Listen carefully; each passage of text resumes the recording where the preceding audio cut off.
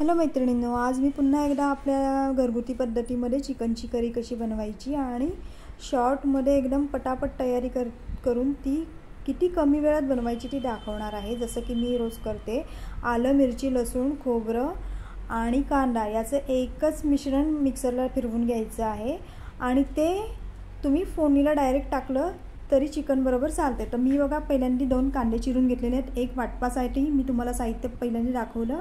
आता तो दुसरा कांदा जो चिरलेला आहे उभ्या पद्धतीमध्ये तो मी आता तेलामध्ये छान फ्राय करून घेते।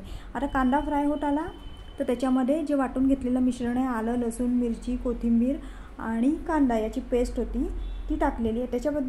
त्याच्याबरोबर कढीपत्ता पूर्णपणे ऑप्शनल आहे, तुम्हाला आवडत असेल तर टाका, कारण घरगुती साहित्यामध्ये मी बनवणार आहे त्यामुळे तमालपत्र किंवा कोणत्याही प्रकारचा गरम मसाला मी इथे वापरणार नाही आणि जो आपला रोजच्या वापरातला लाल मसाला आहे तोच फक्त मी याच्यामध्ये वापरणार आहे। तर बघा मी आता घरचा जो लाल मसाला आहे तो परत एकदा ॲड केलेला आहे आणि मीठ आणि त्याच्यासोबत हळद इतकंच साहित्य मी त्याच्यामध्ये ॲड केलेलं आहे। आता कुकरला 2 शिट्या करून घेते मस्तपैकी चिकनचा रस्सा तयार।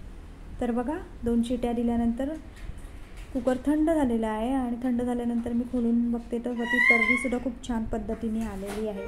अशा पद्धतीने आपलं घरगुती साहित्यातलं झटकीपट चिकन तयार आहे।